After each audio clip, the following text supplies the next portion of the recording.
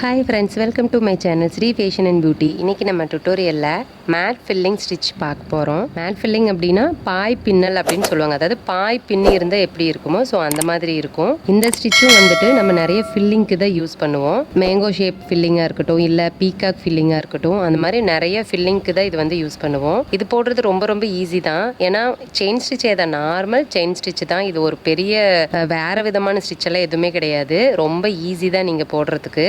என்னன்னா கொஞ்சம் டிஃப்ரெண்ட் இருக்கும், அவ்வளோதான். இப்போ நார்மலாக நம்ம செயின் ஸ்டிச் போட்டோம் அப்படின்னா குட்டி குட்டியாக தான் போடுவோம். இந்த ஸ்டிச் பொறுத்த வரைக்கும் கொஞ்சம் லாங்காக தான் போடுவோம். ஸோ இதுதான் இதில் இருக்கிற வித்தியாசம். இன்னைக்கு நான் உங்களுக்காக ஒரு திலகம் ஷேப் மட்டும் வரைஞ்சி வச்சிருக்கேன். இதுக்குள்ளார அந்த ஸ்டிச் வச்சு எப்படி ஃபில் பண்ணலாம் அப்படின்னு சொல்லிட்டு காட்ட போகிறேன். ஓகே, இப்போ வந்துட்டு நம்ம வீடியோக்குள்ளார போயிடலாங்களா? சரி, வாங்க போகலாம்.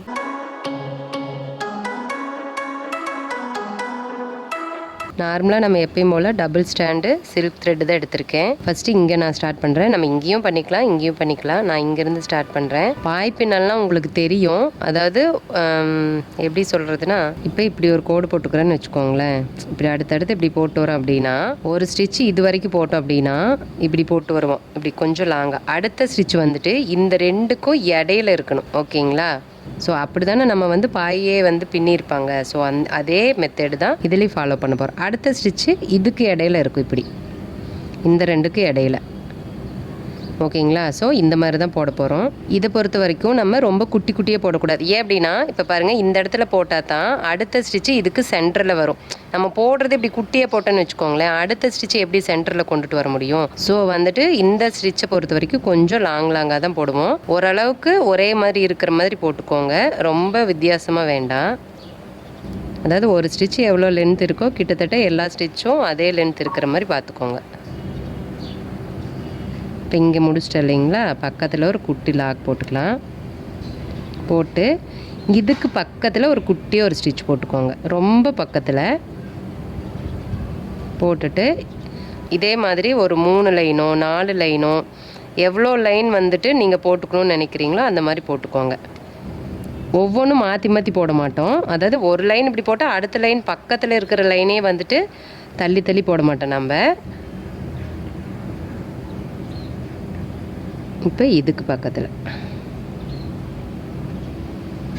கரெக்டாக ஒரு கரெக்டாக ஃபஸ்ட்டு தடவை எங்கே குத்துனீங்களோ அதே இடத்துல தான் நீங்கள் குத்தணும்.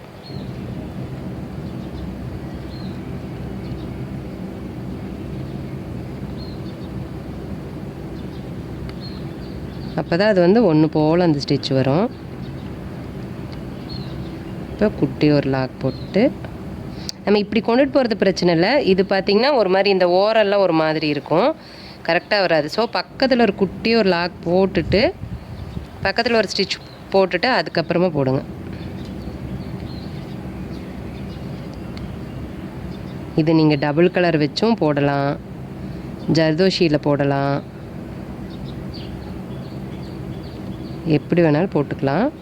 இங்கே வந்துட்டு இந்த ஷேப்புக்கு தகுந்த மாதிரி நம்ம குத்திக்கணும். ரொம்ப ஒரே லைன் அப்படின்னா எல்லாமே ஒரே மாதிரி குத்தக்கூடாது. ஓகே, நான் இப்போ இன்னொரு லைன் போட்டுக்கிறேன். 4 லைன் வர மாதிரி போட்டுக்கிறேன்.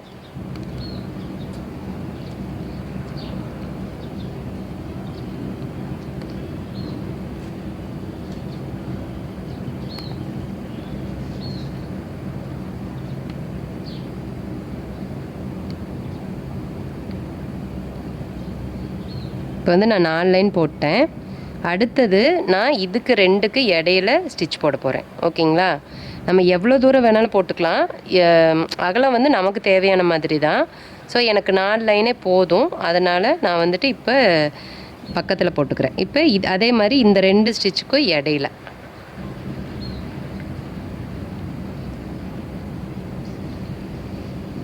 முடிஞ்ச அளவுக்கு ஓரளவு கரெக்டாக அந்த கேப்புக்கு போட்டுக்கோங்க. ரொம்ப முன்ன பின்ன போச்சுன்னா அவ்வளோக்கா தெரியாது. பக்கத்தில் ஒரு குட்டி லாக்கு, கீழே ஒரு லாக் போட்டுட்டு இதை ஒட்டி ஒட்டியே போட்டு வரணும். இதில் ஒரு 4 லைனு. நீங்கள் ஒவ்வொன்றில் எவ்வளோ லைன் போடுறீங்களோ அதே அளவுக்கு கரெக்டாக போட்டுக்கோங்க. அப்போ தான் நல்லாயிருக்கும் பார்க்குறதுக்கு, ஒரே அகலத்தில் இருக்கும்.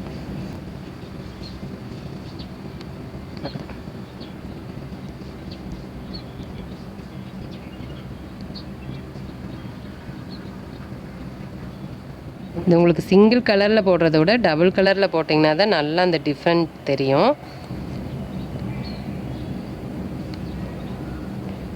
இதுலேயும் தெரியும், ஒன்றும் பிரச்சனை இல்லை. பட் இருந்தாலும் டபுள் கலரில் போட்டால் இன்னும் சூப்பராக இருக்கும்.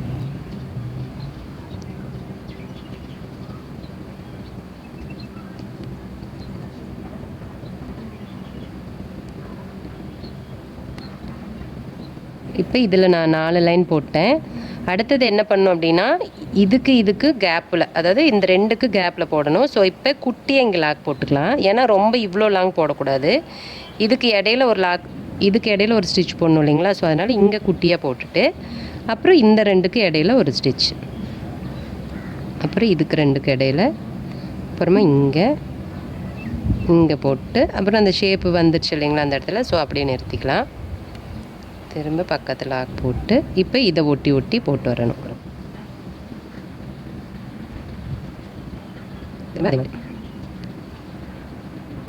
இப்போ இந்த இடத்துல முடிஞ்சிருச்சு, அதாவது அந்த கேப் முடிஞ்சிருச்சு. ஸோ அதனால் நம்ம இப்படியே திருப்பிக்கலாம். அந்த கேப்புக்கு தகுந்த மாதிரி தான் போட்டுக்கணும்.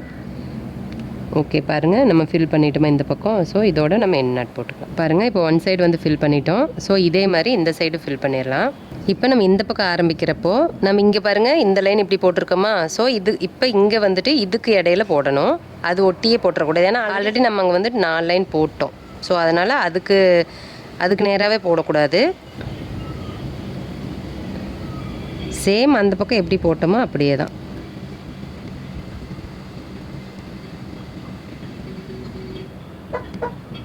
இப்போ அதை ஒட்டி அதே அளவில் போட்டு வந்துடலாம்.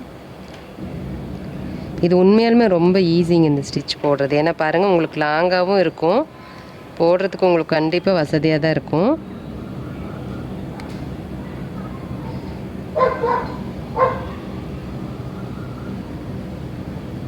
என்னென்னா முடிஞ்ச அளவுக்கு அதே மாதிரி சென்டரில் கேப் இல்லாத மாதிரி பார்த்துக்கோங்க. ரொம்ப அப்படியே ஒட்டி மேலே போட தேவையில்லை, ஓரளவுக்கு பக்கத்தில், ஆனால் வந்து கேப் இல்லாத மாதிரி போட்டுக்கோங்க. நம்ம இதை கவனிச்சுக்கிட்டு இந்த மேலே கொண்டு போய் அந்த ஓரம் இருக்கு இல்லைங்களா, அந்த ஷேப்பை மாற்றிடக்கூடாது. ஓகே, இப்போ வந்து நம்ம 4 லைன் போட்டோமா. இப்போ என்ன பண்ணலான்னா இந்த இடத்துல ரொம்ப குட்டியாக இருக்கிறதுனால நம்ம டைரெக்டாக இந்த ஸ்டிச்சுக்கு சென்டரில் நம்ம போட்டுக்கலாம்.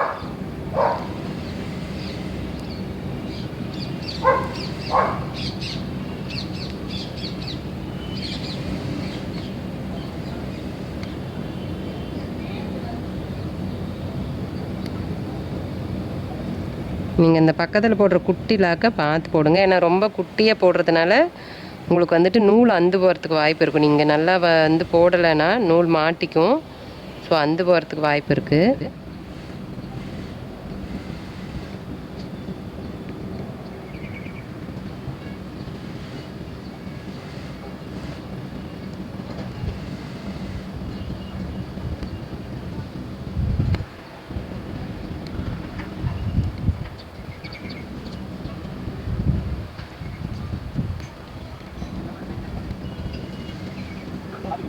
இப்போ 4 லைன் போட்டோங்களா.